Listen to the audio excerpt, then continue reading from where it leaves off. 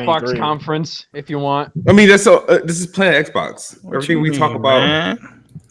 What you mean? Well, you know, we Gamepass could talk Ultimate, about the boy. EP, like the EA conference or something like that, because they announced. Honestly, I didn't bother watching anything else. You didn't. Okay. The only ones I watched was Nintendo, Microsoft, and AMD's conference, because the reason I watched AMD's conference is they showed the Gears campaign. Hey, look, you know how much I care about what's the game that Nintendo announced at their conference? What's the name of that? I don't. Legend of Zelda sequel. Wait, yeah, I don't care about none of that. I don't care about none of that. You said AMD showed Gears campaign. Yeah, they did. You guys go watch the AMD conference. They showed Phil Spencer came on. No, AMD conference. They talked about the new Navi GPU. So basically, next gen consoles will be equivalent to like a 2070, which isn't bad at all. Yeah, it's pretty good. Navi's a letdown though. Navi's a letdown though. It's but that's the definitely current it's one a that they bit dropped. overpriced, but they're adding new tech that's going to be like ray tracing. You know, they got the new Fidelity FX, I guess they call it. I don't realize how we've gotten into an era of the PC mid-range gaming cards are dead at this point. Where mid-range is $400. Yeah. Look for a 980. I pay $400. Or You guys can't hear the interface, you can get right? off eBay for like $300. I don't hear anything. You don't hear like my game or anything, right? No. No, I don't hear it. My game's not muted, so I think you guys can't hear me. I mean, yeah, cards ago. I just bought myself an RTX 2060, man, and that's the best value. That's the best value. You for can't the RTX can't go with 8 gigs of VRAM anymore, dude. You got to get at least. It's not 11 even to 8. 16. It's 6. It's not even 8. It's 6. I know it's 6. But, It's gonna be outdated in 2 years. But yeah, dude, like stop hating them on 1070, fam. But dude, 2060 costs $350. Yeah. And you could get a Vega 64 for $350 or $300, and that's ain't got nobody 8 gigs rocking of no VRAM. My point is that 2060 costs $350, and ain't nobody rocking that. usually the 60 that card should have been $200 to $250. Yeah, that was the 60 series. True 250. SSJ Havoc, a 980 at the time was not mid-range. That was people to realize is the 2070 is a cut the 2060 is a cut down is the 2070 is a cut down version of the 2070. The 2060, if you look at its thing, it's missing 2 gigs of VRAM, so it's just a cut down 2070. It's only like the refresh is gonna have 2 more gigs of RAM though. I don't even know if the Super's a refresh or anything. I don't know what that's gonna be. Nvidia's gonna refresh the RTX cards. But anyway, because they want to compete with Navi. So, but anyways, on the topic of that, I'm just saying on this show there should be absolutely why not? Yeah, because we should.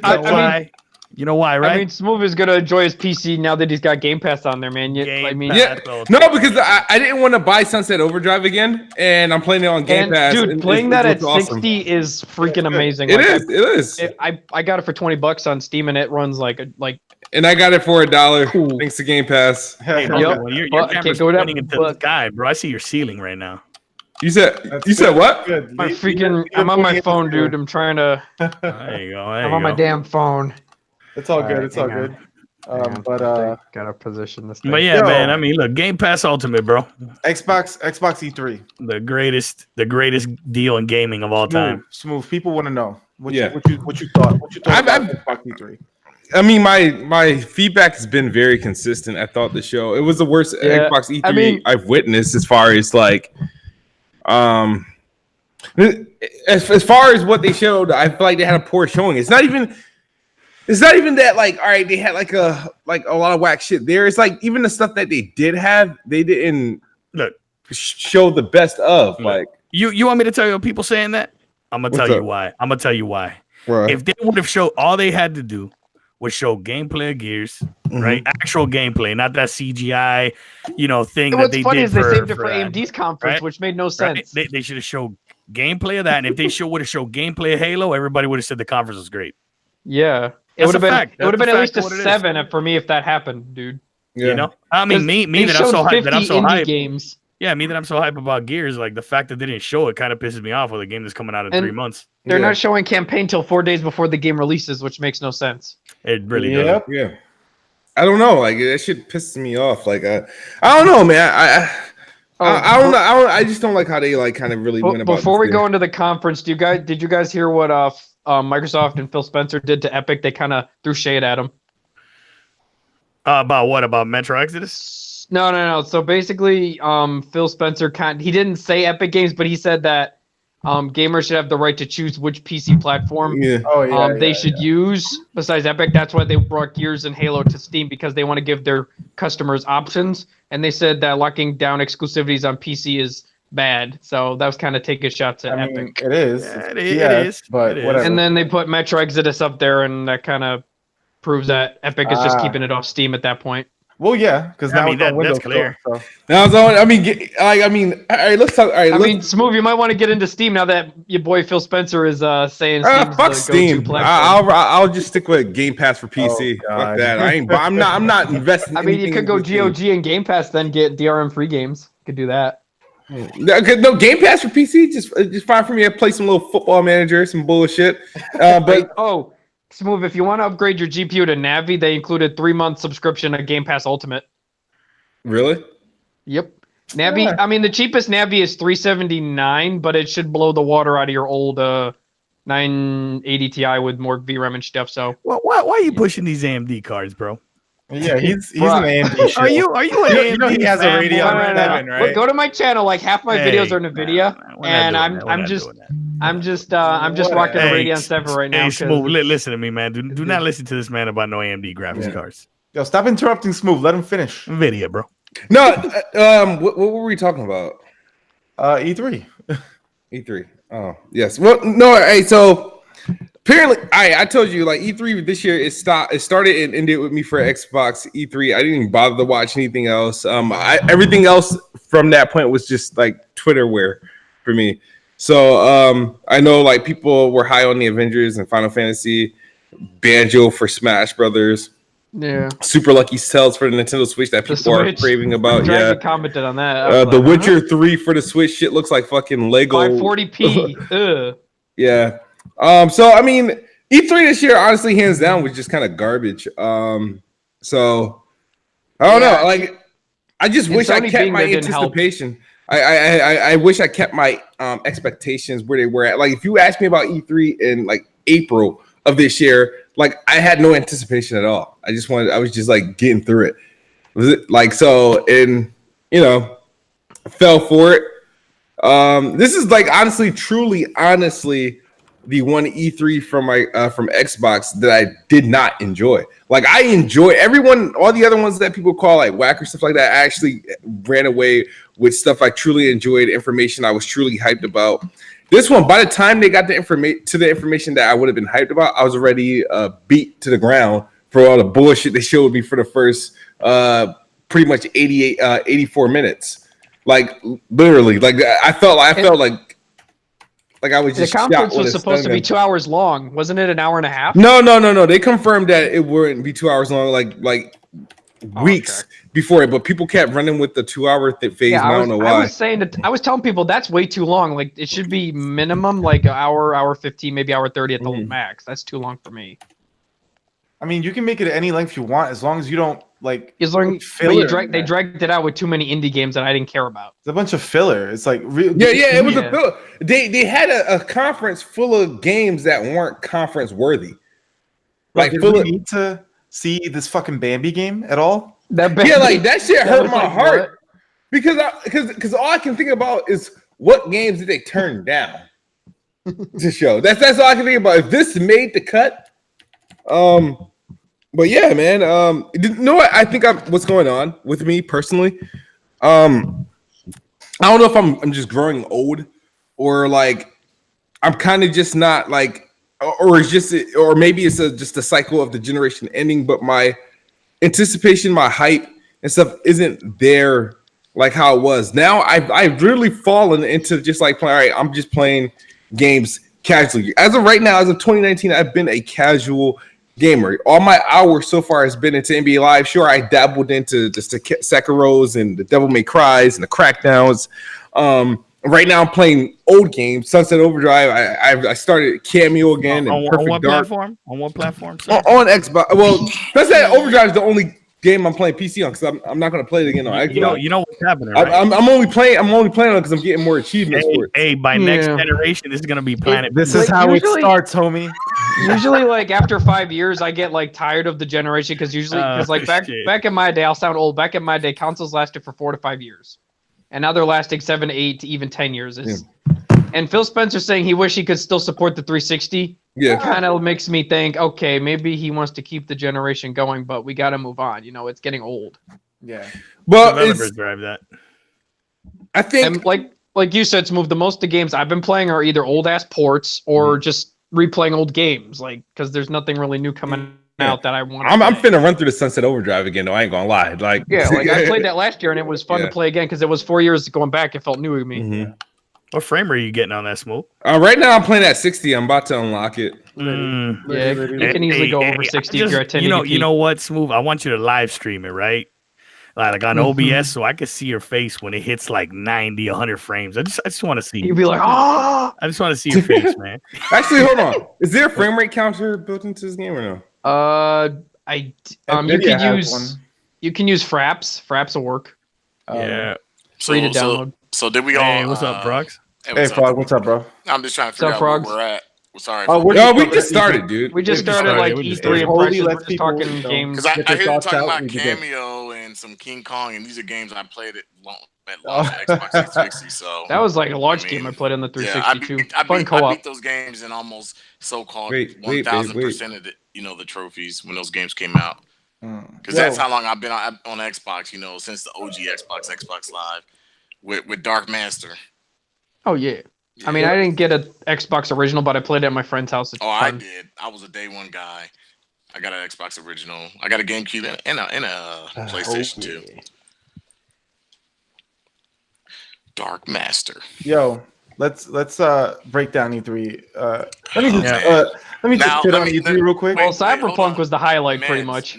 I just want to ask a question before you go into this. Go ahead. When you say break down E3, are we only talking about Microsoft's presence? Oh, we should talk about Microsoft first, and or we talking about E3 as a whole? Okay, I just stuff. want to make sure if it's E3 as a whole or Microsoft, because I'm gonna go real fast because I don't have that much to say.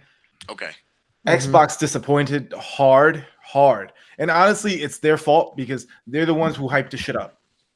They're the ones who hyped it up. They said that they were coming hard, right? So if I saw Phil Spencer fucking unfollowing Xbox people or whatever for voicing their opinion. Yeah. It is what it is, dude. If people thought it sucked, it's because you hyped them up. Because honestly, a lot of us didn't have any expectations, but you made these expectations, grow larger. So that's on you. The conference sucked. There was no gameplay, blah, blah, blah. It is what it is. Okay. I saw a lot of talk out there talking about Square Enix and Nintendo saved this shit. I don't know what the hell you people are watching because all of these conferences were terrible. They were all terrible. All of them. E3 2019 is the worst E3 in years. All right. And it's a fact. It's a fact. I actually agree. I am not impressed. It was disappointing. It was the PC show was just as bad too. It was meh. And that's all I gotta say. Go ahead, you guys. I'll go next if you want. I'll keep it short. Like I said, E3 this year was trash. Sony had the right idea to skip town because Nintendo, we actually show gameplay, but when people are like, look at Nintendo's gameplay, I'm like, yeah, it's all pixelated. Nintendo's, like Microsoft's conference, like I said, I gave it a 5 just because they showed games I wanted to see, but it was all too much CGI. This conference was too much CGI. And on top of that, I thought EA's conference was worse than Microsoft's too. Like all of them were terrible. Mark? All right, so to not be repetitive, because I basically agree with everything that you guys are saying, I'm going to add on basically, I mean, Microsoft just, all they had to do was a layup, right? They had a layup. It was really just a layup. And it's like what we were talking about like before the show started. I mean, in my opinion, if you weren't going to show really any new IP, well, I know that they leaked the one by Ninja Theory, right? I know that was leaked from before. But yeah, outside of that, even if they weren't announcing any new IP, I think that they could have met the hype for me if they would have just showed gameplay on Gears 5 and Halo, right? Like I think that would have done it for me. And that for me, that was like the huge disappointment. We got to the end of the show and I'm like, man, I didn't get what I wanted out of it. Which in reality, more than anything, a game that's coming out in 3 months from now, the Gears no gameplay was like a big L for me, man. And as far as the rest of the show, look, man, I don't care about no Breath of the Wild. They could throw that thing in the trash for all I care. Reused assets. I don't care about none of that.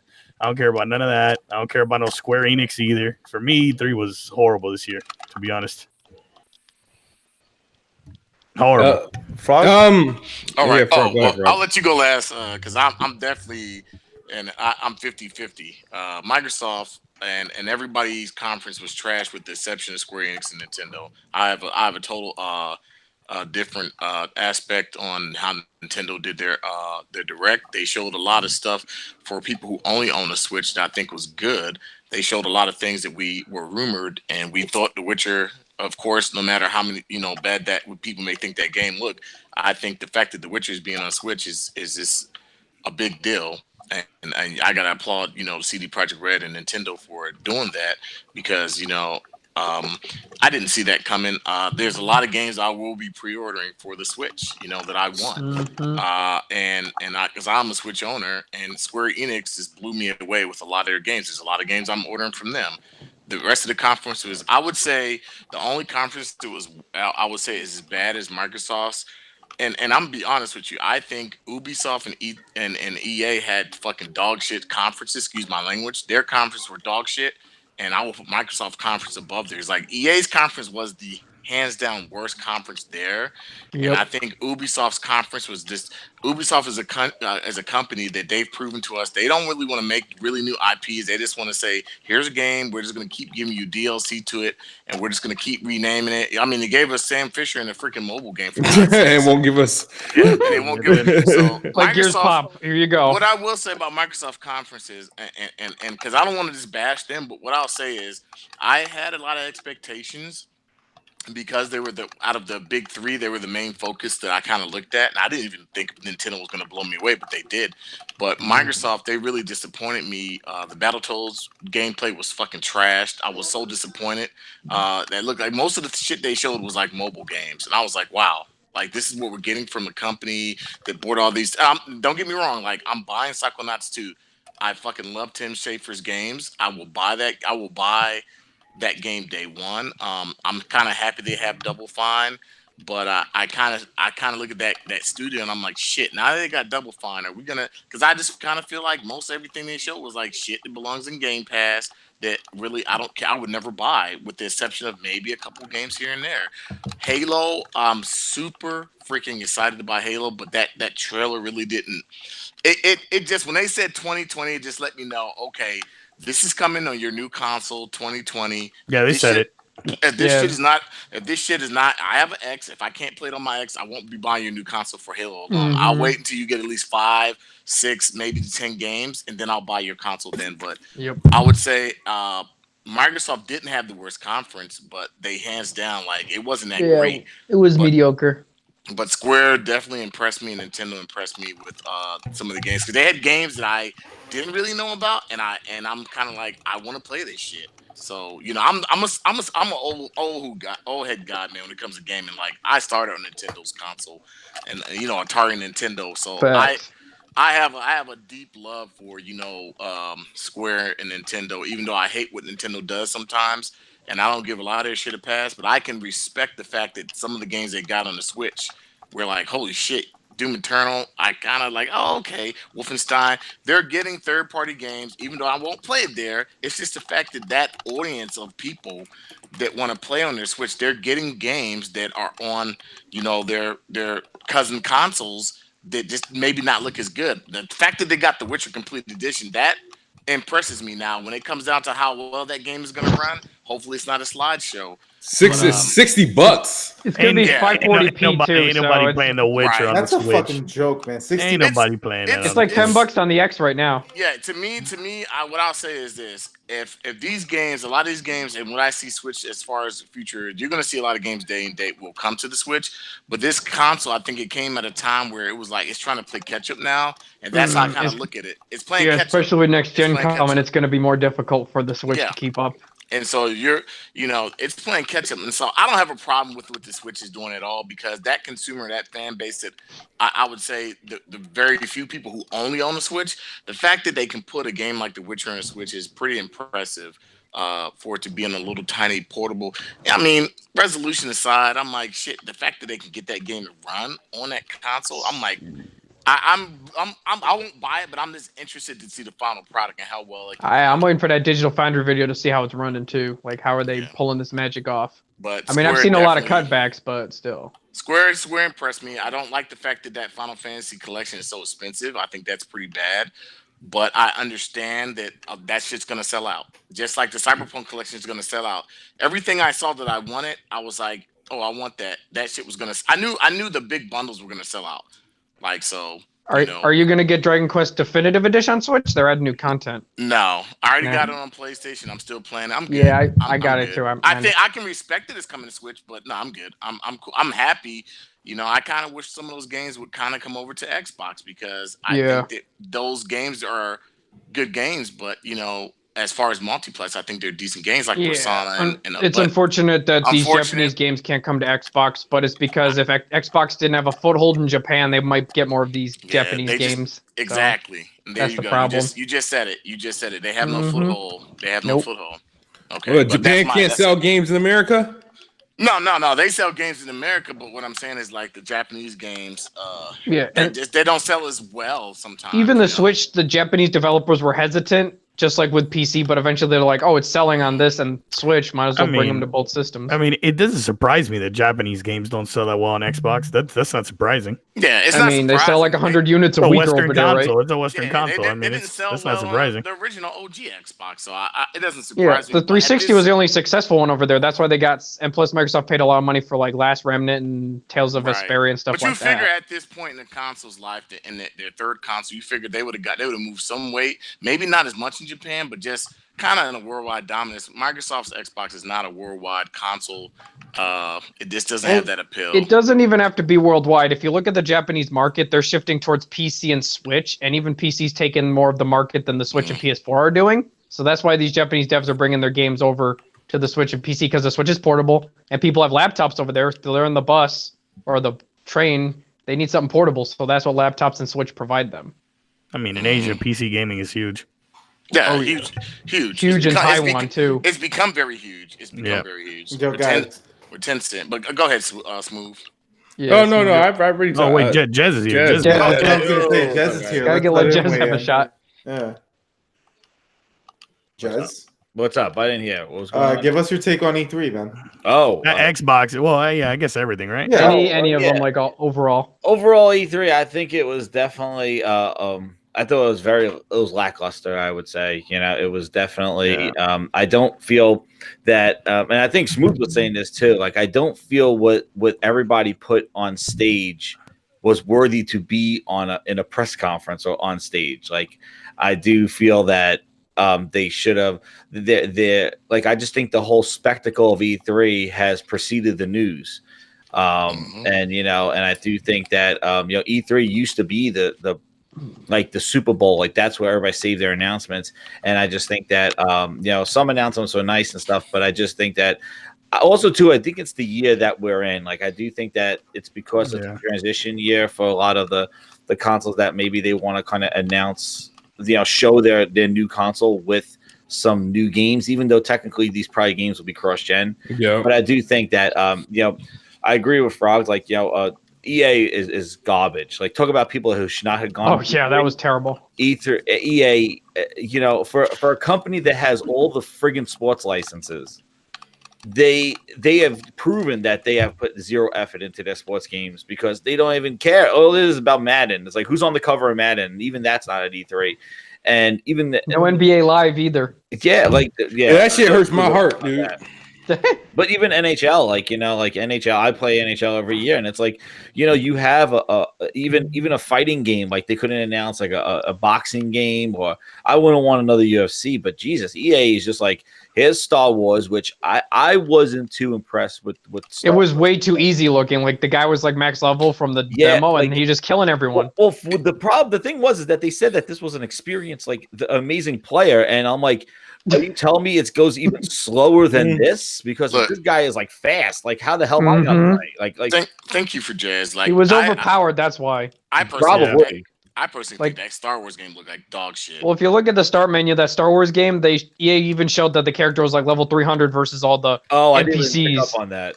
Yeah, like I saw that and I was like, geez, no wonder he's killing everyone one-shotted. Yeah, like it really didn't do, and I just didn't like. coming off of the you looking at what like Jedi Academy did, and like not coming off of it. Or even Star Wars: The Force Unleashed. That game was that was the next game. But I was saying, but even like back in the day, like they're ninjas, like they're freaking ninjas with lightsabers. They're lightsabers. They're not broadswords. So why is he like that's like even like. And then he slows down time, which makes no sense either. Yeah, and even in modern times, like I understand back in the original Star Wars, it was more of like a kind of a basically, like a joust type thing, or like a more of like I hit you and it's more of like this, but now it's all like flipping and jumping, like ever since we got the new thing. So like it's basically Star Wars 3, basically everyone's jumping and flipping and stabbing. Exactly. Everyone. So it's just kind of like, I'm like, why is he moving so slow? And then it was just seemed like they were like moving stuff like it was like, oh well, this block is in my way, let me just use my force move. Like it was just so kind of trivial.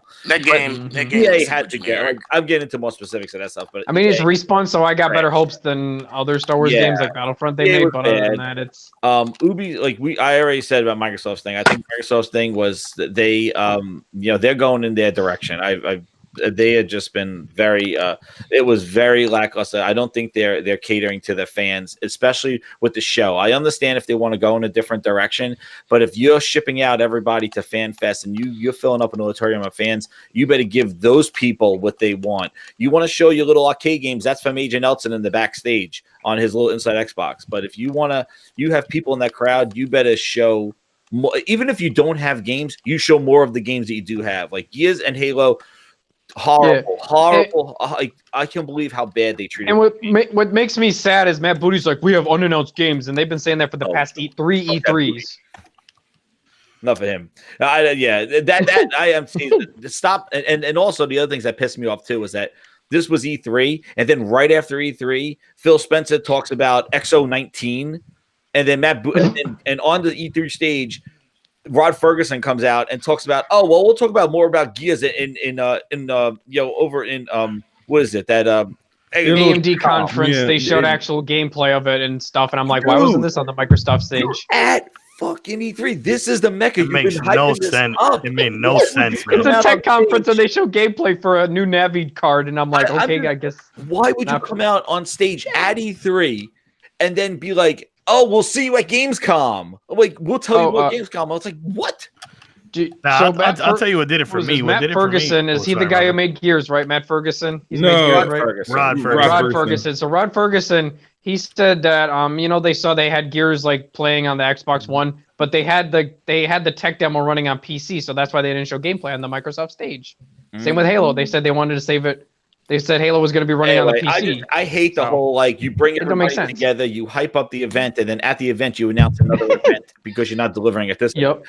So the Xbox did not do what they should have done. And I'm sorry, Halo they needed to show more Halo. They showed more of Halo last year than this one. And what they chose to show did not really demonstrate the power. It was like a next-gen tech demo, and we don't even know if it's running on Scarlett or not. That crazy at next-gen. Like, they should have had it. Well, the thing is, here, I'll say this.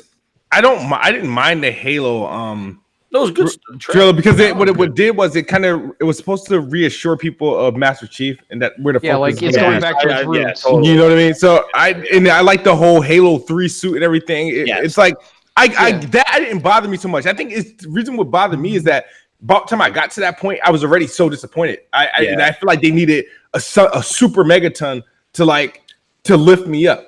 Yeah, you know what I mean. And it didn't happen. They wanted to show the engine, and I thought that maybe they I don't know if that really demonstrated the engine as much as they wanted. Yeah, the slip space engine running on a CGI made no sense. Yeah, maybe if you landed on a planet right after that scene, and the ring was right there, they could have shown it on the ring. Like, oh look, here's what Halo looks like. Little clip gameplay, something like that. To show. I remember when Halo Combat Evolved was shown off. They showed off CGI, then they immediately switched over to a tech demo, and showed, oh, here's what it looks like on the ring. They should have done that. Yeah, like they should have done that. But I'm telling you, I'm kind of the one thing that it did get me interested in is that it does.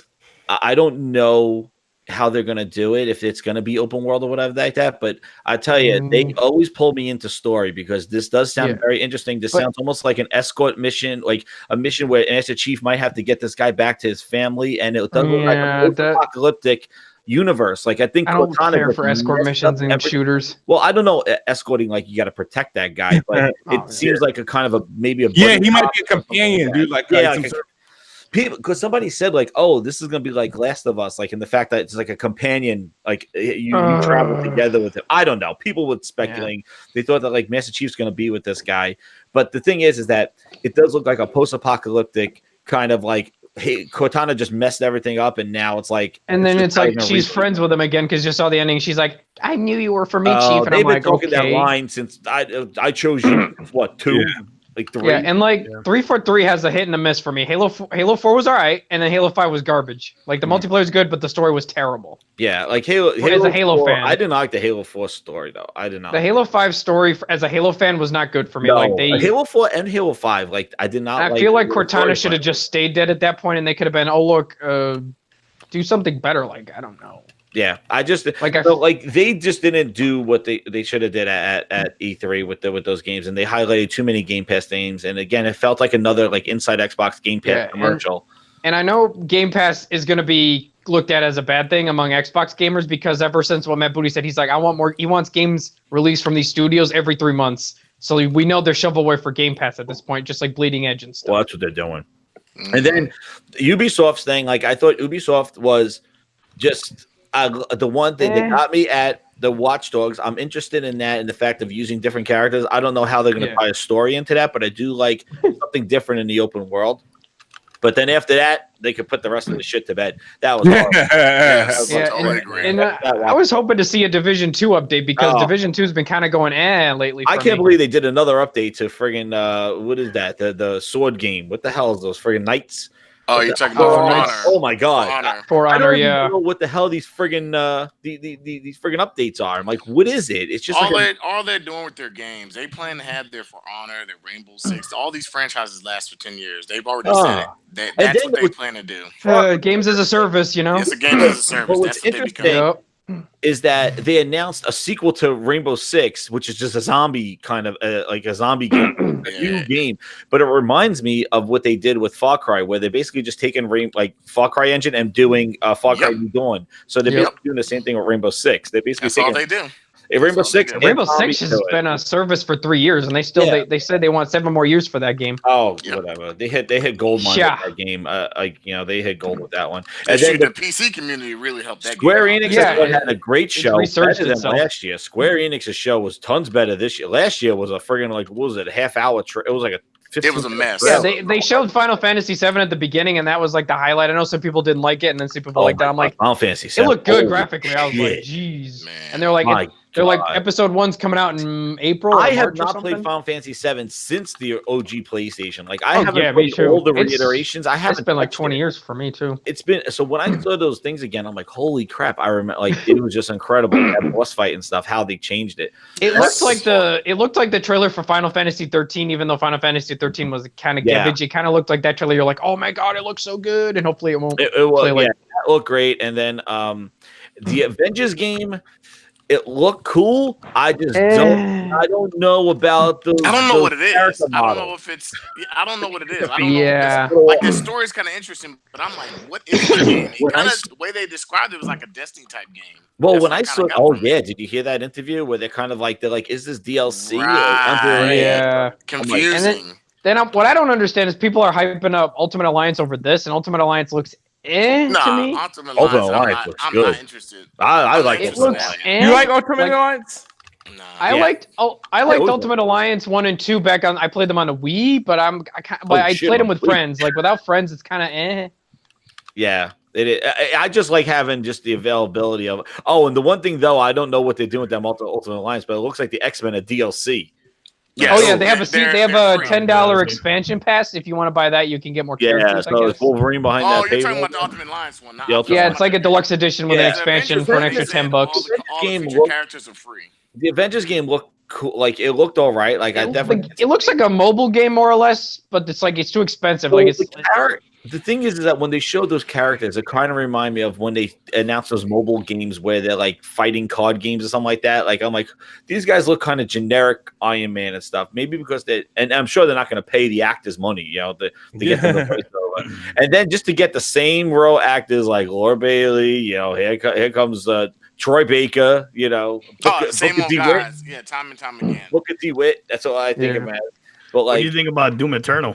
Doom Eternal looks freaking you know good. What? I missed Doom Eternal. I didn't even say it. I gotta dude, Bethesda's conference was hot gibbage, but Doom Eternal was the good highlight of that conference. You know, wait, did I even watch it? But I think I did, but it was so lackluster. Dude, I didn't even watch. Yeah, dude, Doom Eternal was there. It looked pretty good. They added like new weapons and stuff, and I want to play the campaign for that. Just like it looks good. I mean, I know BG's gonna give me flack. He's like, "How do you like Doom?" And I'm like, "Dude, it's still good." I remember Bethesda's conference that they did talk about Fallout 76, and I was like, "Okay, this is." Yeah, they're like, "We're sorry for a mistake." The crowd sounded drunk, dude. Like they were cheering on everything. Oh, they're probably licking them all up. Oh yeah, the Bethesda crowd was sucking them off pretty much.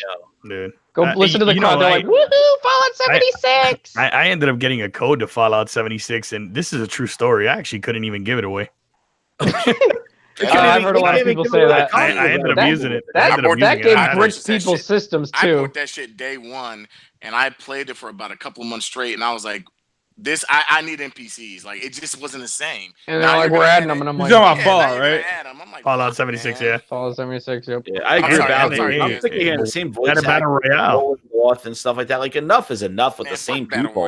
I'm so sick of I agree, Bowles. I agree. Like, you know, I'm surprised that the girl that did Hellblade, that Melina Juergens, didn't get any kind of voice acting after what she did in Hellblade. Oh, they're too busy making fucking four-player. Like to pay Nolan North and shit. Hey, well, no, I'm saying she doesn't work for Ninja Theory. She was contracted out. She's a videographer. Yeah. You know what I noticed? I noticed nobody's talked about the game that's being made by gods. I brought it up earlier. Nobody wanted to talk about it. Cyberpunk 2077. You know why nobody's talking about it? Because everybody pre-ordered. We're just waiting. I would tell you. Yeah. Let me tell you. Let me tell you something. I'm just curious how the CD Projekt Red guys are going to get that to run on like the last gen consoles, because I have no idea. It's going to be interesting. There is zero chance I'm playing that on console. Zero. I am tired of seeing trailers of Cyberpunk. I want to see somebody play the friggin' game. Didn't they have the gameplay? They showed gameplay last year too. They didn't show gameplay last year. It's all behind closed doors last year and this year. Oh yeah, they had it running on a GTX 1080 Ti, and then they're like, look, show the gameplay. They have not shown the gameplay. Yeah, they did. They showed it last year. They did it last year. Yeah, they did. Yeah, they showed it last year running on a 1080 Ti. That's when people were complaining that it's in first person. Yeah. Why didn't they show it this year? Why are we going backwards? I don't understand. This year is CGI. You'll get the option to be. Yeah, they showed Gears 5 gameplay last year too. We saw more Gears 5 last year than we did this year. Yeah. They got more gameplay last year too. The only you forgot. I'm tripping, Melon. That's right. You forgot Nintendo's conference. What'd you feel? Oh, that's the one that I gotta say. Yo, Nintendo, man. Oh my gosh. They're the only conference that showed gameplay. That shows like whack too.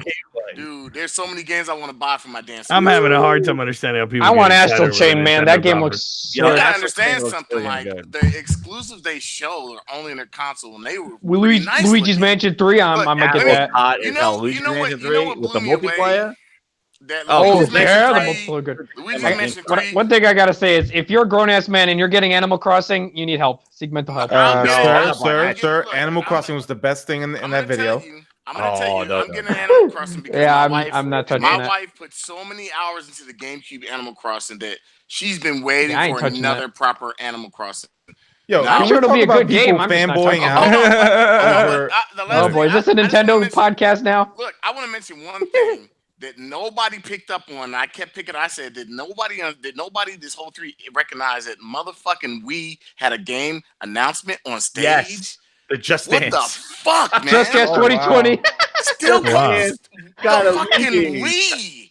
I was like, yeah, they're gonna dude. The sports games were being made on PS2 for a long ass time as well. So no, but I think this is the longest support. Like, yeah, for sure. But it's always those games though. Yeah, on the it's Wii. only that game. It's easier to run. Can we talk about these bum ass fanboys really hyped about Zelda, like guys. Oh, come on, wait. I thought it was Breath of the Wild DLC at first, and then they're like, it's a sequel.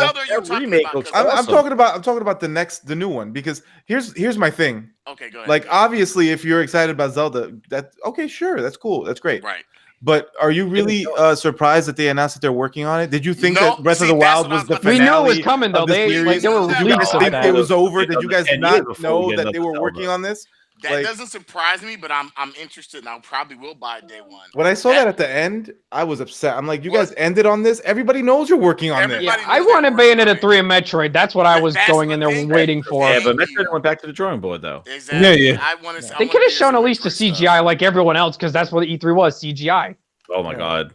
And I love Zelda Breath of the Wild, but it's like, guys, everybody knows. It looked like an expansion, though, like the graphics and everything. I was like, "Ooh, an expansion." I thought it was an expansion. Link's Awakening is a me too. One. I'm buying that day one. I'm good. Oh my gosh, I can't wait. Yeah, man, but I tell you, man, Nintendo had a lot of good games in it. You know. Yeah, the only games I'm buying from what I saw was Astral Chain, Luigi's Mansion, and Pokemon. Those are the 3 I'm buying. And I might get Panzer Dragoon again, man. Because I'm getting Panzer. Panzer Dragoon is that trailer looked bad. They brought that shit. It does look bad. It looked when I saw Panzer Dragoon. I thought it was that Dragon game that was on the Xbox that launched too. I was like, that was Cryptid Dragon. I get them mixed up. That Contra game looked shitty too. Yeah. You know what though? That Contra game looked weird. Look, it looked weird, but because I didn't know it was Contra. But Contra's classic though. Contra. What the fuck is the pig? Look, I don't think we're talking about Xbox stuff. So let's get back to talking. Anyway, I would say it was definitely underwhelming overall E3. So and Banjo and Smash Brothers. Banjo and Smash, which is kind of weird. What's up with that, man? Because that was weird. I was like, I thought it was like the stupid dog and cat, not the dog. They trolled everybody, man. They trolled the Xbox fans watching that conference for sure. Oh, the Banjo shit? The Banjo thing. Oh my God. Yeah, see, that's another thing. I don't know. What do you guys think of the Battletoads like art style? I thought it was weird. Oh no, that was horrible. I thought it was fine. I think that was a poor choice. It looked just. It's honestly this Battletoads. I feel like it's just a lazy. It's a flash game. Yeah, I was talking to Bond about it. Bond's like, it looks terrible too, and I was like, yeah, it looks off. It looks like it looked off. Flash games. Because they put it together in like fucking 3 months, dude. But see, that's what a year ago. It's probably coming to a mobile platform. Yeah, that's all they had a year ago. They only had the intro done. All right, but Smooth, that's how I kind of feel about Star Wars. Like that game, it seems super generic. Well, what they did with Star Wars, they took the assets of 1313, the one that they were working on, and they canceled. That's what that is. Let me tell you something. As many Batman games I played, and as badass as that world and that freaking combat system is, like, have they not learned anything how to build a good combat? That combat system looked like shit in that game. It looked like that game looked super generic. I was like, I don't want to play some generic ass Jedi that I don't know anything about. I would rather you take something from an actual story, one of the books, which there's so many fucking Star Wars books they could take from and say, but they fucking create this generic ass character that nobody can. I'm not buying that game day one. I'm not impressed. They can't make a good Star Wars movie or game because they just can't big off the lore. Exactly. They can't build off the fucking lore. It's like for some reason, every time there's a movie based off a video game, they get the script. They're like, here's the script. Read it. They botch it somehow. Think about Uncharted. I mean, I got. Yeah, I'm thinking of that movie. I'm playing Uncharted right now, and I'm thinking about it. I'm like, oh, Uncharted movie. Honestly, I think that Uncharted movie is going to be hot. It's going to be on Netflix. I think. Wait, is it going to be on Netflix or is that the other one I'm thinking about? What did you guys think of that Dark Crystal game that was coming to Switch? It's based off the reboot of the movie. It was weird, but I think that game is interesting. But I don't want it. My mother and I were huge fans of that one. We were like, when I was a kid, she's like Dark Crystal, and I'm like, yeah. But like I said, I think that Uncharted movie. I think that might be ass, and I think the like the Sonic movie too. That too. Yeah, I think the Division movie being on Netflix. I think that might be an interesting. I think that might be a big deal. I think it might be bigger than people think it's going to be. I didn't realize the Division's getting a movie. Is it? Oh yeah. Oh yeah, it is. I forgot. That new Tomb Raider's coming out. Movie's coming out, right? The thing is, they announced it years ago and didn't say anything about it for a long time. I'm down to watch that. That could be interesting. Yeah. What, Division movie? Lara Croft looks that Division movie looks interesting. Yeah. They need to stop trying to make video game movies because, like, they're trying to like legitimize video games by making movies. Yeah, but the thing is, you know how they keep being lazy making these movies? It's because they sell out they make the money off them, so they want to be cheap and just do the lazy way. Bro, they always fall into development hell. Always. Yeah. I guess my biggest thing is like I remember watching they did that whole division like little movies kind of thing on Amazon, but it's like Ubisoft went with Netflix. I'm like, so they had bad blood at Amazon apparently, or Netflix offered them more money because I'm kind of like, okay, you got Jake Gyllenhaal, you got some pretty good decent actors. But Jake plays in all the movies, like all the movies that like. Yeah, he's always playing kind of like the same role to me. But I just think that movie could be very interesting if they approach it right for Netflix, because Netflix seems to have. Yeah, I think it could be approached right. Hopefully they do it right. Yeah. Hopefully. One question for you guys. What the fuck? Oh my god. One question for you guys. Any of you signing that pony contract? What pony contract? I was watching Phil Spencer on Giant. I didn't watch that. Is that interview any good? Yeah, well, yeah. Everyone's telling me Sony won E3 even though they weren't there. I'm confused. I mean, Sony didn't win E3, you can't win something you didn't show up to. Microsoft tripped over. They're showing, they're putting E3 videos up on their channel even though they're not there. That confused me. The thing that I'm just watching some of the Phil Spencer stuff, and it's just like it is total like it is whatever. Nah, it is the interview of a losing team. I just don't understand how Microsoft. He is just totally like. He said something right now on this thing that he's like, well, if I buy my kid the green box and my other friend buys the kid the blue box, I understand. Like, I don't believe you have to make one lose to make the other one win. He goes, I just want to break the barrier so they don't care what box they get. It's like at that point, you might as well just join you. But that's so why not? That's you, dude. Like nobody else is thinking that way. Everybody else is coming for your throat. I don't understand that. That's not what console gaming is about. Everybody's coming for your throat, Phil. Everybody's coming for you. Nobody. Yeah, ever since Donnie D left and Phil Spencer took over, it's been more service based and he's getting their games out everywhere. He was just freaking saying like, well, you know what? You see, everybody's coming together. Banjo and the Switch, Sony using our Azure servers. I'm like, dude, it's a one-way street. To their defense, it's just not Xbox and Microsoft. It's all corporations are being service based. Yeah. You're talking about, but the thing is, here's the thing. I don't really have. The thing is, I don't even have a problem. It's giving out the with good, all that, like with all that stuff, because at the end of the day, it's like it's like whatever. You gotta understand, the Xbox itself as a console isn't doing anybody any favors, and they're not going to convince anybody else to buy their. He's winning next generation. Consoles. He's like, oh, I'm building a console to win. Yeah, right. Dude, so like, what I don't get is people care about Microsoft's money, and they're like, they should make more games as quick as possible. And I'm like, why do you care? I want quality games. They used all that money. Didn't you see what they used that money? They paid Keanu Reeves, and they got a Lego car. That's what they used. Oh yeah, and they're gonna have games coming out every 3 months too. Hey, Jez, that Lego car, I ain't gonna lie, that was impressive. So some of you guys are like PC gamers like myself, right? As a PC gamer, what did you think of Microsoft's conference? I think you're a PC gamer watching. It didn't bring that many games. PC Gamepass was the only thing that was interesting, but like the rest of it was like it didn't look like they brought any games. Like what Phil says is like he wants to bring these games that everybody wants to play, and it's like, dude, you just showed a whole 2 hours or an hour and a half of games. Hour and a half. Like, ugh. And what blew my mind is 4 minutes after they showed Gears 5 on the Microsoft E3 stage, it popped up on the Steam page. Yeah, because it became live to pre-order. Yep.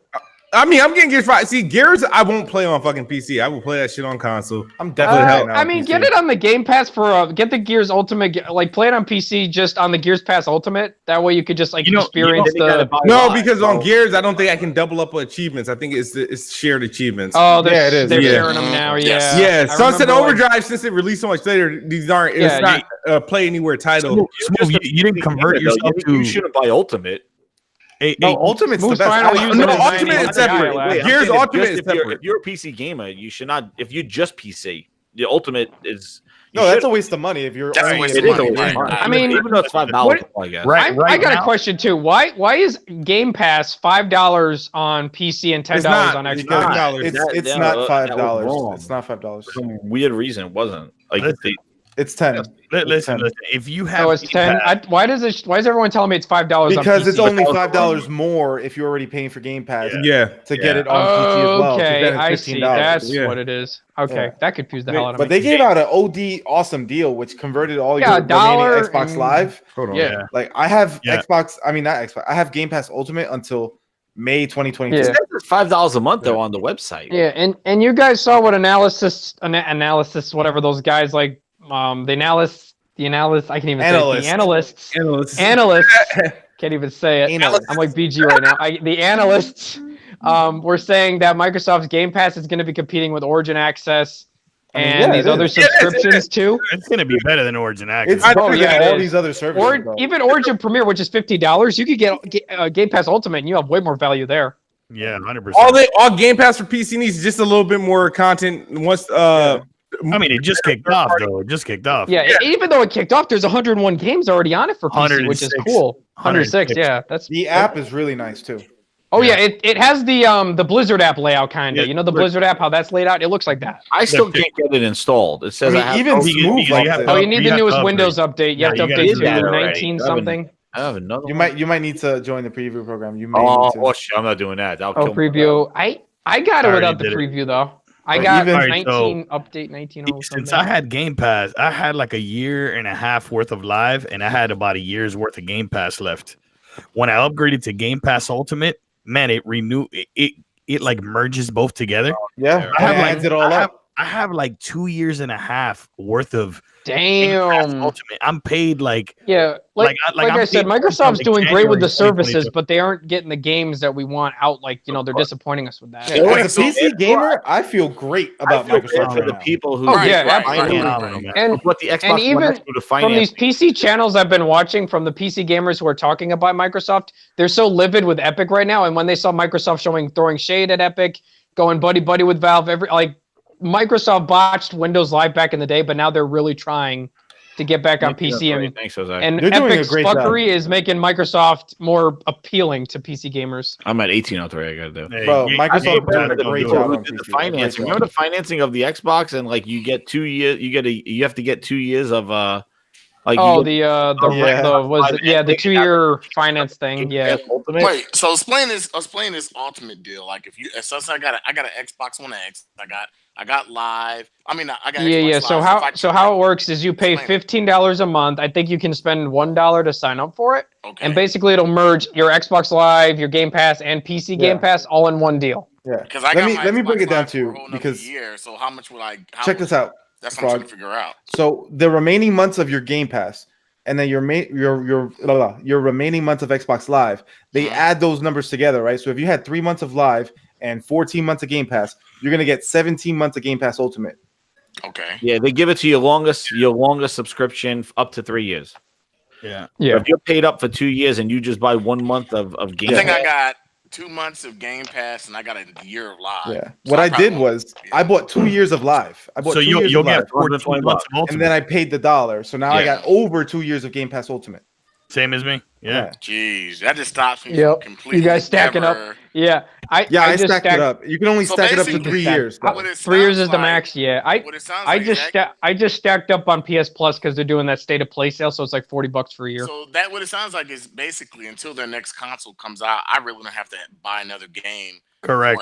No, you're good. You don't have to buy another game at all. Shit. And you get it on PC too. If you build a PC, you'll get it too. You got a PC, 100 games waiting for you if you're a newcomer. Like I'm telling, like Smooth's doing. He's a newcomer to PC, so he's got 100 games to play right now. Like 2 years, dude. Yeah, he's had a PC. Yeah, but you don't. No, like starting to use your PC. Now you got 100 games you can play on it. I'm not playing all those games on this. I'm gonna play games that just some games. Yeah, I'm not gonna lie, man. If PlayStation exclusives were on PC and console, I would not be playing on console at all. Everything. Because PlayStation is mainly my primary console in this generation. Yeah, mine as well. Like I've played it for 6 years now, and I've almost got like 10K trophies. So I'm really invested in PlayStation. So I can't just say, I'm gonna boycott it unless it comes with me to PC.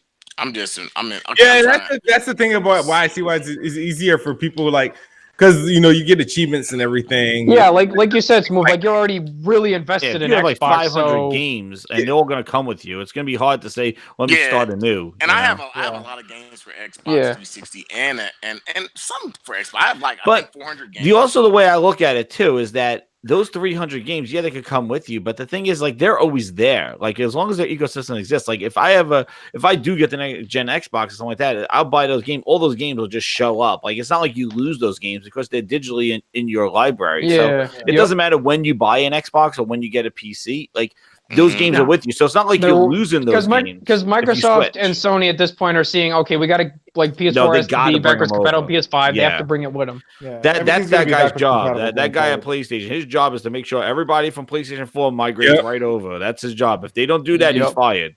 Because there's like at least 100 million people they got to tap back into. If that guy loses like 100 million people, like he doesn't get all the water in the bucket. It'll be a lot harder this time around. What Phil Spencer said, he's like, I wish I could still support the Xbox 360. There's still millions of people that play it.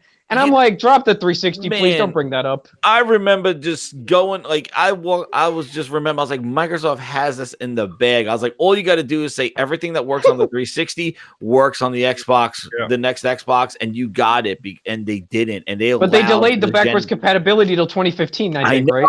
They allowed the gen to reset, and then they and that gave Sony the edge to, that was too late. That's why this generation was huge, because it's really going to carry those libraries. Whoever invested in Xbox is probably going to stick with them, and PlayStation and look at and this worked for the Switch too. Since the Wii was a trash ass system, it had barely any games. All they had to do was port them to the Switch, and people just bought those up in droves. I am dog. Oh my god! Yeah, but nobody bought the Wii U. Like nobody bought the Wii U. Wii U sold like 11 million, man. It sold 11 million. It sold less than the Vita. That is pathetic. How do you? You don't see the conversion until after you do your upgrade, right? Yeah, you careful, Frog. Watch that Phil Ness. Watch that Phil Ness. Be careful what you click on. Because I got a year of Xbox Live, and I'm like, I don't plan on staying with Xbox Live. Do you guys think Microsoft's already for next gen because they're not going to add any more backwards compatibility games?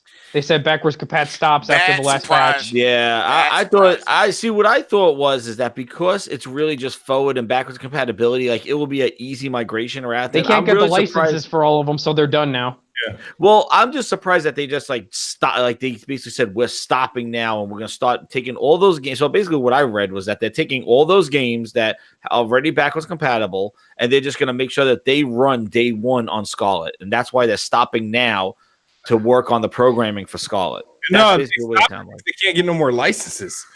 Is that what they said? No, they can't get any licenses. Yeah, that's why when next gen starts for Xbox Scarlett, they're just gonna port your whole library over there, and they're like, okay, we don't have to port anything else. So I wonder, my question is, because like saying that, right? I wonder if all the backward compatible titles they have now, would they be able to play? And that's what they're doing. They basically make sure everything that they have now works on Scarlett. And another thing they said is they have to focus on bringing those to PC now. Win 32, they're bringing over those 360 games to PC now. So they have to focus on that now. Yeah, according to the Xbox Wire, it says that they're bringing this to devices and platforms. That's what they're stopping now, to bring the backwards compatibility program to devices and platforms. So I think they're going to make sure that it works on Scarlett, on PC, and on streaming. Yeah, I think those are the three that they're focusing on, and they're stopping it now. Which because if you guys were in the beta program, you could play State of Decay 1 emulated on PC, and it ran okay, but it was running on the PC. Okay, 12 months ago. Yeah, which is kind of shitty because it is like over a year and a half to like the next console that they're just not. Yeah, because there were some games that they could have put on there, man. What do you guys think of the new Xbox Elite controller? We haven't talked about that yet. And we're not gonna. No. Oh my god. 600 games is a lot though, Jez. You can't. No, it's not. I'm not. I thought the program was great, but there are some games that they should have just kept going. Like I don't know. I can't. I already went through 2 Elite controllers. I can't spend $180 on the new one. No. I mean, I'll eventually get it. Honestly, I'm not gonna lie. But it looks nice. You can tighten the sticks finally. They're not gonna be loose anymore. That's the best feature. That's the only new feature, really. And recharge batteries. It took them only 6 years to figure that out. Recharge batteries. Built-in battery. Yeah. I know I'm gonna get Xbox comments for and it doesn't it have like a charge? You can charge the. It's got a recharge stand that comes with it. It comes with a recharge stand. Yeah. Okay. How do I find out how far out my thing goes? That's what I'm trying to figure out. If you go on your, are you on your Xbox or your computer? Yeah, I'm on my Xbox. That's what I'm just trying. Go to settings and then okay. Subscriptions. Yeah, because that's what I'm kind of. I want to see because I did it. If it's worth it, yeah. It said within 30 days you can And I think you get the dollar value too. Oh my god! Bro, see, I think what they should have did is they should have took the Elite controller and made that like $100 and made this new one 150. Hey, did you notice that it has a tension Yeah, it makes the sticks hard. Because that's the one flaw of the Xbox controller. I remember Rev was buying them expensive sticks. It's like Microsoft has been hearing me on this podcast. Why you say that? You remember that's always been the complaint I've had about the Xbox controller. Their sticks are too loose. Yeah, the sticks are way too loose. That's what I like about the PlayStation. I know. I like the PlayStation ones like that. I like the controller too. It's just the PS4. I like the Xbox One controller better because I can't stand. I'll tell you this right now. If those sticks are as tight as the PlayStation 4 controller is, might have to drop that 180. There is zero chance I use a PS4. The PlayStation ones are real tight, and the Xbox ones going back to them just feel like a bunch of floppy tits. So basically, thank you, old lady tits. Yeah, updated. I don't have to pay again until next year, July. Yeah, that's right. And at that point, you can cancel and just go back to regular Xbox Live if you want. Yeah, and just go back. Yeah, I don't think I'll stay on Xbox Live much longer because their gold games are trash, and I don't play live. Yeah. Like I don't play with people on my Xbox multiplayer that much. I don't. So it's kind of hard to really keep me invested in there. So you don't play multiplayer games on Xbox? No, I play mostly all my multiplayer. I'm about to say, I was like, I just realized like I play online a lot. I mean, I dabble in either multiplayer on my PS4 or PC mostly. Yeah, I'm mostly on my PS4. You play live. You mean you play live? Yeah, I play live like daily. So the consoles I don't need online services for is PlayStation because I only play really the exclusives over there, and they're mostly all single player. Yeah, I mean, if you want PS Plus, it's $40 right now for the state of play sale. So if you want to get a year at a time, you can. Hey, shout out to Kid Smooth, man, because he always talks about live, and I just I was watching E3 EA's conference. I was like, oh man, they didn't show live. Smooth's gonna is the game canceled? I don't even know, dude. Look, Nintendo had this crazy deal, right? If you want to get NBA 2K19, it's $299 right now. No, check this out. When you converted your account over, because I converted my account over when Switch first came out. My NBA 2K was 79 cents. 79 cents. And then on top of that, I had enough coins in my Nintendo account to pay that. So I got the game for free. And I was like, let me download this. It's 79 cents. My son is playing it. He's like, yeah, this looks pretty good for a handheld. And he put it right down and went right back on his PlayStation 4 and was like, I'm playing on PlayStation 4. Oh, yeah, it runs horrible on the Switch. It does. That frame rate 30 frames. It's 30 frames. No, it's like 15, dude. No, that frame rate chugs, man. What game? Bro. NBA. Oh, NBA 2K? Yeah. I picked it up for the Switch because it was 79 cents. I was like, why not? Yeah, no. Yo, speaking of games that should be 79 cents, y'all seen that Witcher 3 on Switch? Oh my god. We talked about it. It's going to be running at 540p, and in docked it's going to be running at 720p. Hey, I'll just tell you this. If you played The Witcher 3, if you played The Witcher 3 and it wasn't on PC, you haven't played The Witcher 3 yet. I've already played it twice. It's true. You have not played The Witcher 3 if you did not play it on PC yet. It looks like shit on consoles too. The only console that does it any kind of justice is the Xbox One X. Is the X. It looks decent. The X has a 60 frames per second mode. But on the regular PS4, the regular Xbox looks like garbage. I played it on the regular Xbox. And on the Switch alone, it's going to look horrible. By the way, Smooth, the Bruins are about to lose. Yeah, I know. Congrats. Yeah. What are you guys talking about hockey? Yeah. I lost all my money, all the money I spent. Okay. Hey, we only talk about relevant sports on this podcast. Hey, I just wanted to rub Smooth's face in it. That's all. Hey, the guys from Florida didn't want to hear nothing about no hockey. Hey, look, hey, ice. Hockey, what's that? What's ice? But man, hey, Tampa got a good hockey team. Man. Hey, I drink water room temperature, right? Yeah.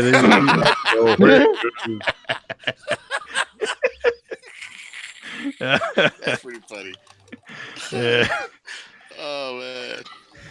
Yeah, but Witcher 3, on the X, I think it's got a 1080p 60 mode, right? What do you? Yeah, it does. Yeah, 1080p 60 or and then they have obviously the 4K mode.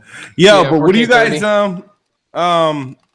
think of the what was showed like with the XCloud? Like, how do you think it's going to stack up against Stadia? It was behind closed doors, and it was in a controlled environment. I want to see it like released to the public, and then I'll have my opinion changed on it.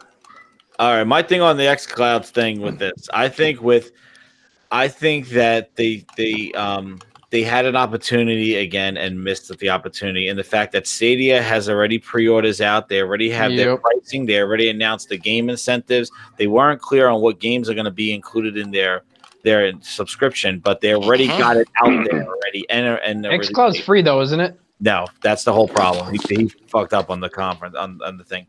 Yeah, because I think they said it's free, and they said it's not. Yeah, remote play is free. You could stream. Okay, so remote play is free. So Phil Spencer is using that Phil Ness that he always uses, and he's like, they're copying Sony with the. I don't understand. I don't understand why the expectation is for it to be free though. That I don't understand. Smooth. That was. I don't care. I don't care if it's free, but library comes with me. I buy the game once. I'm gonna play it on the shitter. That's not what. That's what the Switch is for right now. Basically, remote play is free, but Phil Spencer is using. I don't know why he went on stage and shifted away from the server blades and what XCloud is and talked about remote play is free. Because I think what happened was that this is my speculation is that it's free on Sony too, so I don't know. It is free on Sony, but the thing is I think because people were pissed off that they're gonna have a subscription and buy the games, and I think that he's trying to say, well, we have the console advantage, so we're just gonna give the free option. But he's so slick, man, because he's basically saying, well, we'll turn your Xbox into an XCloud. I'm like, shut the fuck you. And you see how much data Stadia alone uses at like 4K 60? It's like a terabyte a day. They use the thing with it's like, well, if you want to use your shit, that's free. But if you want to use our shit, it's new to cost you. They didn't say that, but they basically said, well, this is free. They didn't say that theirs is going to cost money. They're going to have the same model because every single subscription service has a base subscription, and then you buy the games on top of that. The base subscription gives you a little bit of stuff. Oh, yeah, Stadia's dumb. You have to pay $60 on top of the games if they're not on the subscription. They're all going to be. They're all going to be like that. No, I don't. I still think. Wait, time out. You have to pay $60 for a game if I still think with Xbox, if you already own the game, you don't have to rebuy the game to stream it. You just stream I thought Stadia was just a monthly subscription. All right, if everybody's silent, I'll explain the whole thing to you. This is what happens. Phil Spencer says, so they're talking and also wait, when you say this is what happened, are you about to tell us some facts about XCloud, or are you going to tell? I always talk facts. I don't talk out my head. I'm just saying because I'm assuming I'm about to get some information I haven't heard before. I mean, I can tell it too if you want. Switch it over. Right here. This is the model, right? I speak facts. This is what's going on. So he's talking about a hybrid cloud solution. So what they're trying to do is combine the console. Well, that's why he's talking about I'm turning your console into an XCloud. Basically, you're doing remote play. But what his thing is say you live in California, you're going to go to California, your house is in New York. You're not going to stream remote play. You're going to want to use their data center in San Francisco. But that's using their cloud. So what you want to do is say you got your free option, but then if you want to tap into probably the best way using their servers and XCloud, you're going to pay for that one. And that's why they're calling this hybrid cloud. But it really is just remote play, which is basically based off of your internet, your upload speeds, your download speeds, where you are and at your home. Whereas their cloud, if you want to tap into them, that's going to be a fee, and that is going to cost, and that's going to be the most optimal way to play on your phone, or where you go, because they have server farms which are optimized for outputting network, and it always really is going to depend on your network connection where you go. But Google has more servers though, and Google has more like they showed what they're launching with XCloud. I'm not sure what they're going to have. Stadia. XCloud is what Stadia is, but this whole stream from your console for free, that's remote play. That's totally that's just remote play. But for some reason, what I don't get is Stadia. If a game's not on the Stadia subscription, you're going to have to pay that $60 to stream it still, to own it. You're going to do the same thing on all of them. This streaming is just another way for them to bring games to people that don't have the console or want to play. Yeah, to the casuals. That's why people Stadia's here's $139. Nobody's gonna do this. This is not going to take little streaming thing. People on the phone play games for free. They're not going to pay $60 for a game in the cloud. No. And I don't even know if they're going to pay for this subscription thing, because let's be real, people on phones don't want, if they don't see free, they're not going to play it. Exactly. So they really should be relying on us saying like, I want to play my library on the go, and I think that but this thing's been going on for years. Like Steam's had remote play, Sony's had remote play, PlayStation now's been around for years, and it hasn't really taken off. Nvidia has the right. I have a prediction though. I think you'll probably be able to use XCloud if you have Game Pass Ultimate. Well, yeah, they have them like I don't know if they bundle it in there, but they might be like $20 a month. They bundle that in there. He did say that. Oh, it makes sense. Like he hasn't thought of it. Like he feels like he does that shit. But like he's like, it makes sense that if I had XCloud and a Game Pass subscription, those two things together might make sense. It's going to be another tier subscription, so you might get Game Pass Ultimate XCloud for $20 a month. Who the hell knows? Like. I don't think it's going to be all $15. You know what? I don't think so. I'll tell you the reason why. They're paying for those clouds. Man. If they got something to stick to Stadia, if they want to bury Stadia right away in that specific market, they'll just make it free for Game Pass Ultimate owners. Yeah, and you automatically got your whole. And you can stream it on PC, Windows, you get everything app, in Game Pass, and Google Stadia is dead on arrival. Well, they could have buried Stadia at this. They could have started. Let's be real. Google's released a lot of interesting things like Google Glass and shit, and most of it's failed. But also, too, the other thing with Google, it has YouTube, and it has that instant play with the streamers, and the viewing, and you could just jump right into a game with your YouTube friends, like what you think. So, like, they already have showed some benefits to streaming. Not to say didn't Twitch introduce something like that where they said jump in with your favorite streamer, they'll pass the controller to you. Well, I don't know how well that's taken off. Yeah, exactly. It didn't take off at all. Dixon wanted you could use your Xbox to control somebody's game on PC or some shit like that, or not with Xbox. I don't know. They tried to do like a share play thing. Again, they could have really came out at this E3 and really kind of laid the ground and compete against Google. But I think they gave Google an advantage because I was listening to Phil Harrison with Jeff Keighley right before Microsoft's press conference, and that guy, he's another snake oil guy. That guy, he's the Mothman. I said, and wherever he goes, death follows. So I don't know what's going on in Stadia. Who? Jeff Keighley? No, not Jeff Keighley. Phil Harrison. Oh, Phil Harrison. God. He did what? PlayStation Home? Yeah. Then he went to Atari. Phil Harrison. He kind of botched the PS3. Like when he was the guy with the PS3, he just he was bad omen for that. And I just remember they went to Xbox. This is how crazy I was, right? Right after their reveal of the console, the interview with Phil Harrison came out, and that's the fucker that said you're gonna have about a 24-hour check-in, and the world went wild. Was from Phil Harrison. And then he left. And then do you guys want to talk about Scarlett now? Because that copy and paste reveal of it was kind of looking like the X. They're like 8K, 120 frames per second. That was lazy. I was like, is this the Xbox One X reveal all over again? Remember 4K 60 and all but this? even most of us predicted that that's how they would introduce it because they weren't ready to. Well, why did they copy and paste the X version but called it Scarlett instead? Saying really nothing. Look, like the most. I'm gonna be honest. That the way they talked about it sounded like all the rumors. And then Microsoft said, "Oh, when we reveal a console, we'll actually show it." They remember Larry Hurd said that? He was like, we'll always show the console. We're not like our competition, just showing a picture. I mean, the way I looked at it, because when I heard him talking about it, I was like, why does it sound like every rumor I've heard about the PS5? Oh, 4K, it looks like maybe the PS5 is Xbox Scarlett. I was like, wait, isn't this everything that everybody said? Oh, Mark Cerny said, yeah. Do that. And I'm like, I don't get it. Like, it sounds like the same damn console. Well, what is it supposed to do? 9K? No, what I'm saying. I think we're gonna get a very similar consoles. I believe that. That's what we got last gen. I don't understand the surprise though. Last gen we did not. They were similar, but they were very similar. One was lacking in a big department.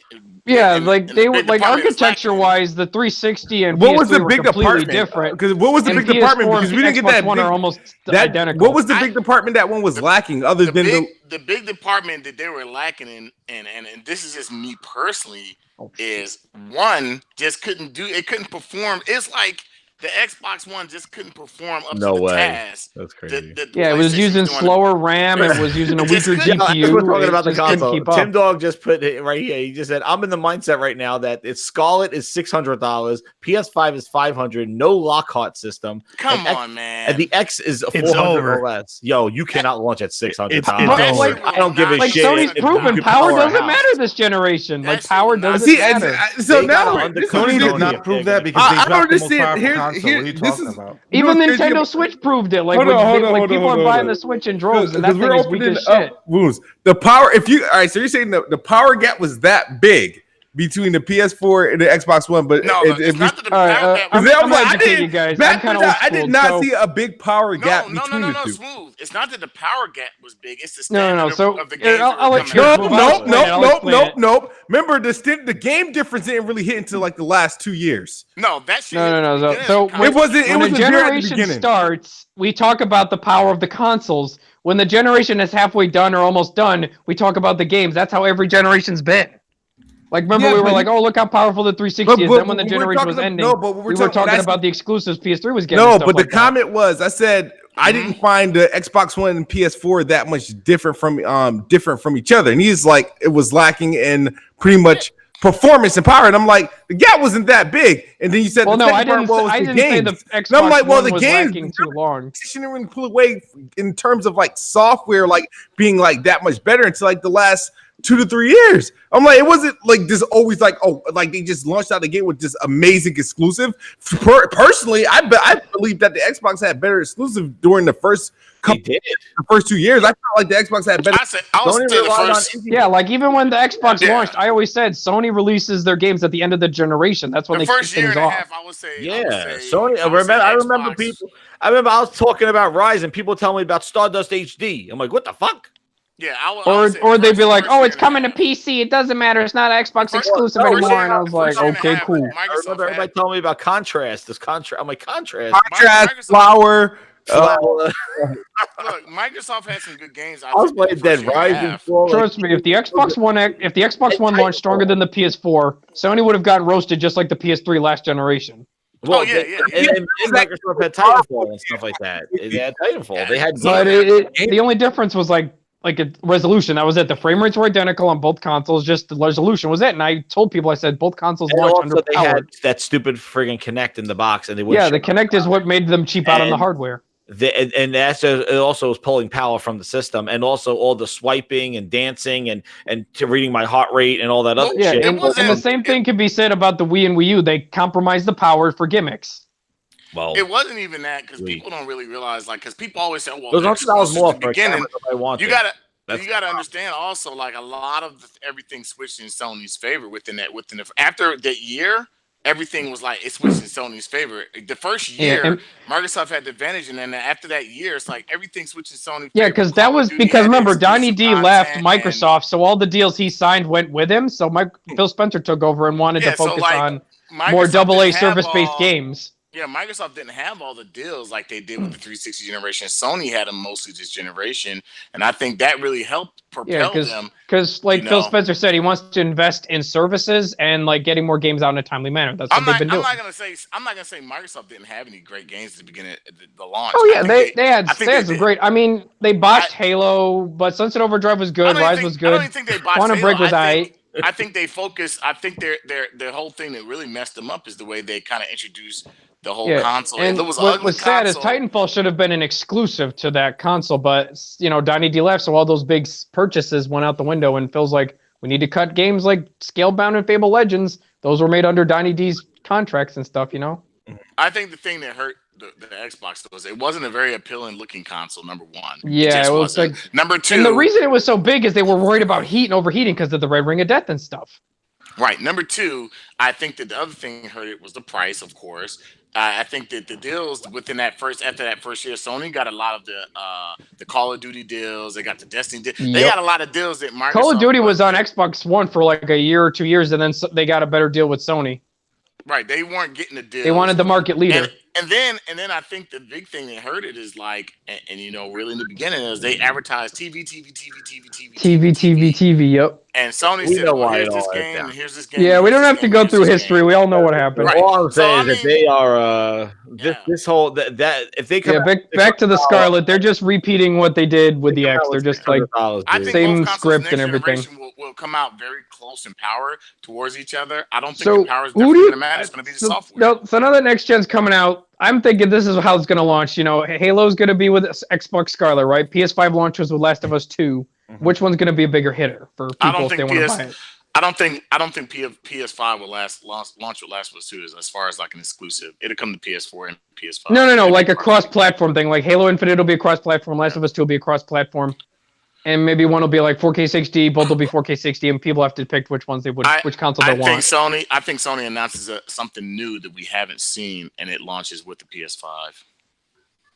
Knack 3 and Last of Us 2. Let me tell you something. No, what I'm telling you is, if we haven't looked at this generation, Sony has been super calculated this whole generation. Oh yeah. Every time Microsoft announces something, they one up them somehow, and it's kind of like damn. Yeah, and then when I see people say, "Oh, Sony got one up with crossplay," a few months later they allow crossplay now.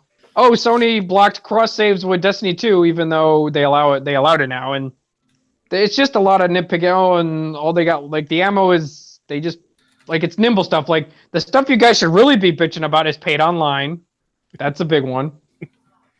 Well, here's the point. Stuff like that. And here's what I'm saying. And I've said this, and I'm gonna stick with this.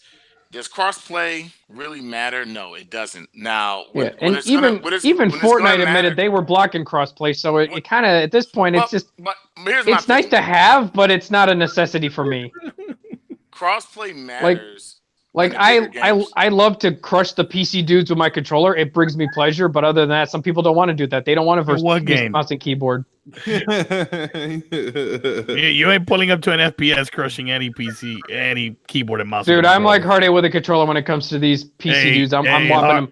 Go watch my gameplay. I got like I got some first person shooters up. Me crushing PC dudes with mouse and keyboard with my controller. How's it going on Battlefield 5 with that controller on PC? Ask him. Like the last game I played was Slipgate. You guys heard of Slipgate, right? Slipgate is like the Portal, whatever. I use controller versus the keyboard and mouse dudes. I always go like 17-7, 20-5, or 20-10. Like I get high kill rates using my controller. When people say, "Oh, it's close quarters," that's why. Like it's all about response time, but the reason is people say, "Oh, you got a high-end computer. That's why you have, maybe my frames per second help me." Who knows? Could be both. I don't care. I just play whatever device I want to fight people on with any multiplayer mode.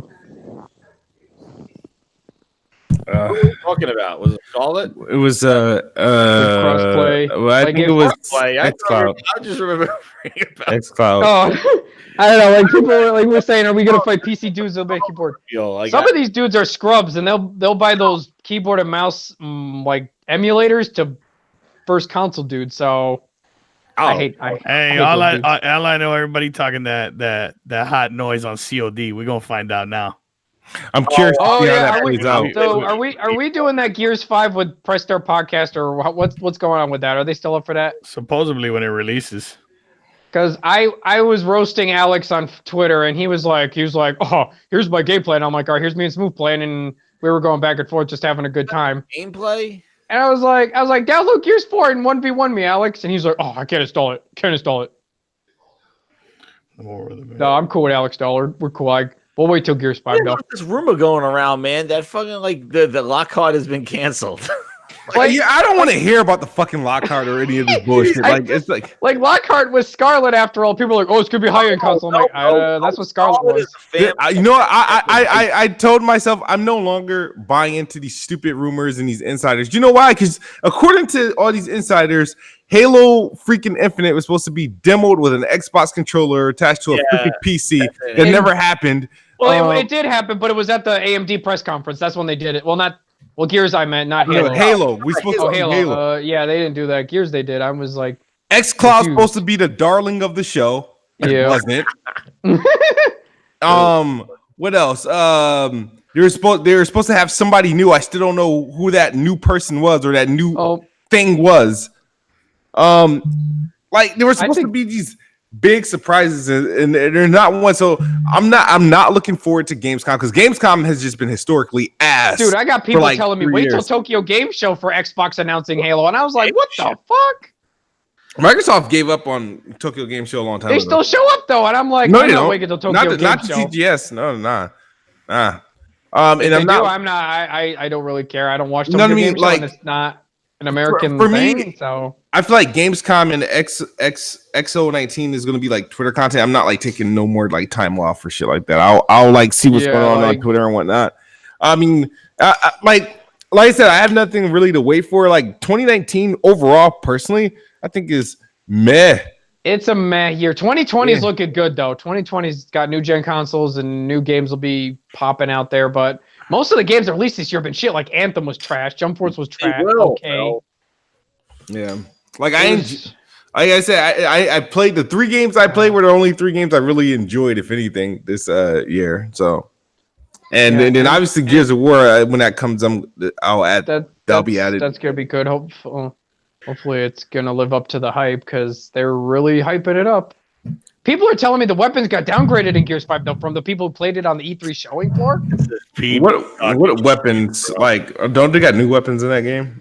Yeah, they said like the weapon, like not the weapons. Like they said, it's kind of unbalanced. The weapons look kind of janky compared to Gears 4. I was like, well, if it's Game Pass fodder, what'd you expect? Yeah, I mean, it looked good on the AMD show, but other than that, they were just zooming in on people's hair. But don't we get like a beta or alpha access this month or next month? 4 days early if you have was it Ultimate? If you pre-order the Ultimate No, I'm not talking about that bullshit. I'm talking about the actual beta. Oh yeah, there's 2 betas coming out. One's going to be a multiplayer alpha, and then one's going to be a horde freaking beta test. Okay. Okay, the multiplayer is coming out first, I think, as an alpha for July, and then August they're going to do a horde, I think. And you can play it now, and if you go to a Microsoft store, right? In select Microsoft stores. Oh, it's in certain locations. They're allowing you to test it. Yeah. Okay. All right. But is there anything else that we doing this? Because I'm getting like kind of on a tired end. I appreciate all the people in here watching in the chat. Yeah, shout out to the chat. Hit the like button. People, so thanks a lot. Thanks a ton. I just look through the chat, make sure. I'll just acknowledge that Sony have remote play forever. And he's just like, hey,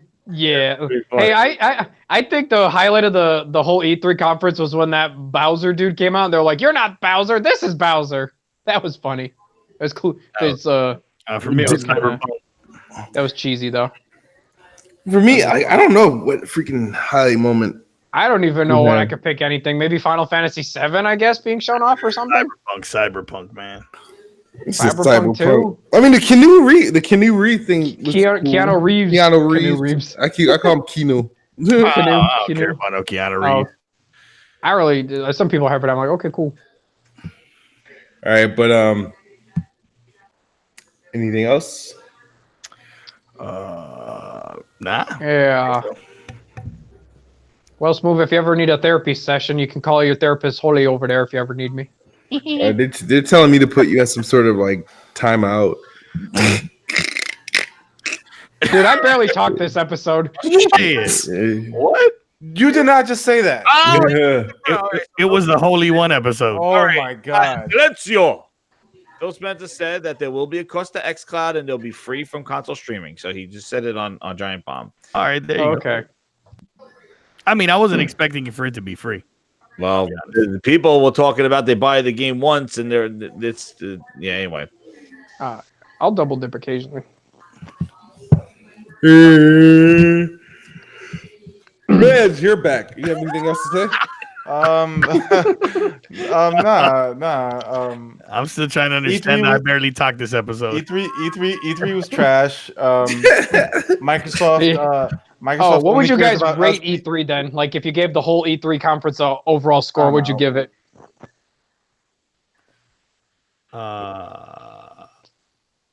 I gave it like dropped out. I think Med's dropped out. He's having internet problems. No, he said he's out.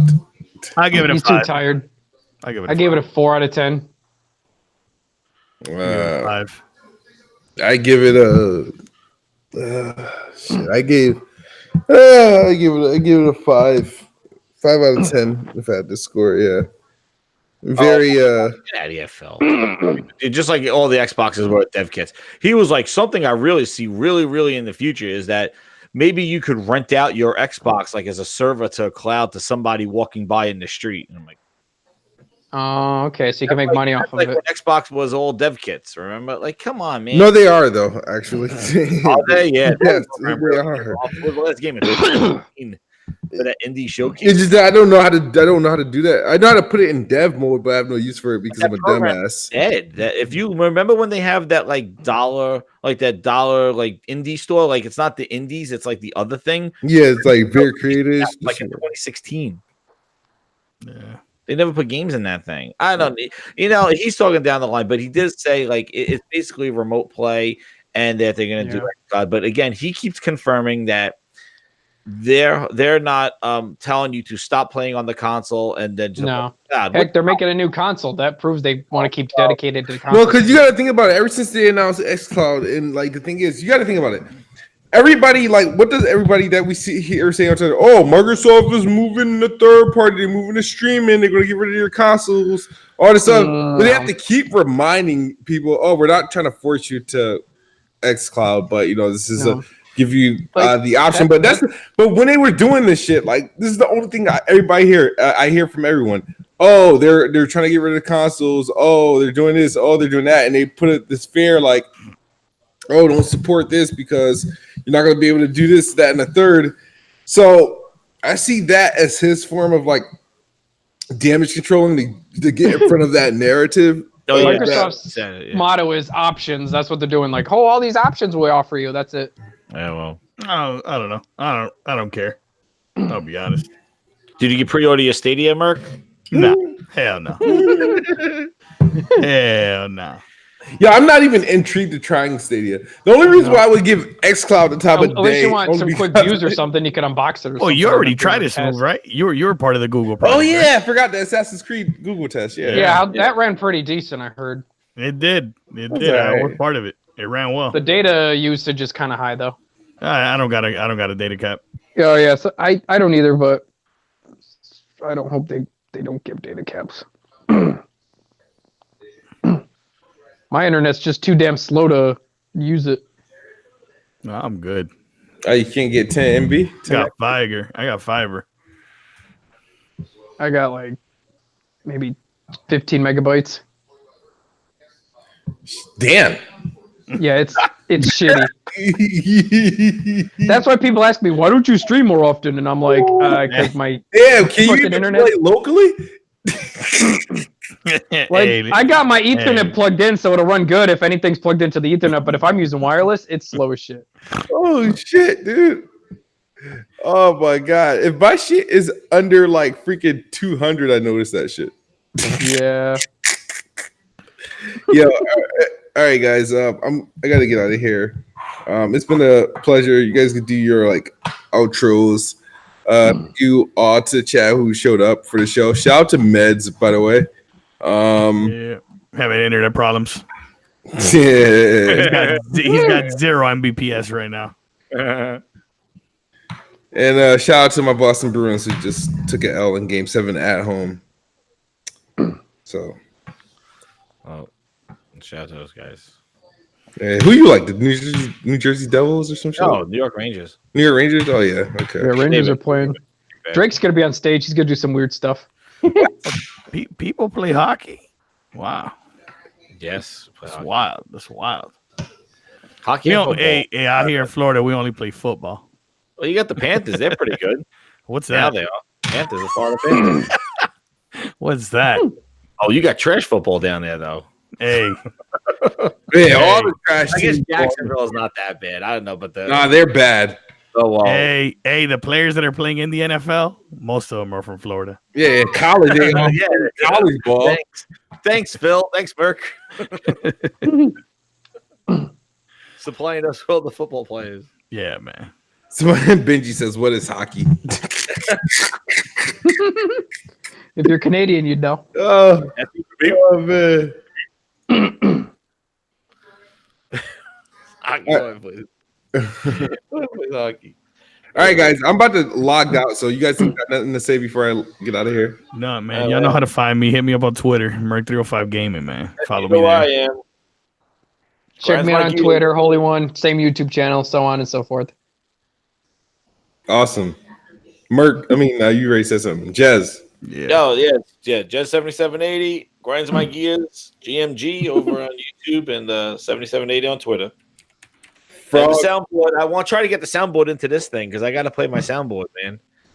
How do you do that? This is the stream deck in OBS. It's awesome. I actually got an excellent clip about Phil Spencer just saying his job is to get everybody playing on a phone. I have that as my go-to button. Oh, that's funny. And then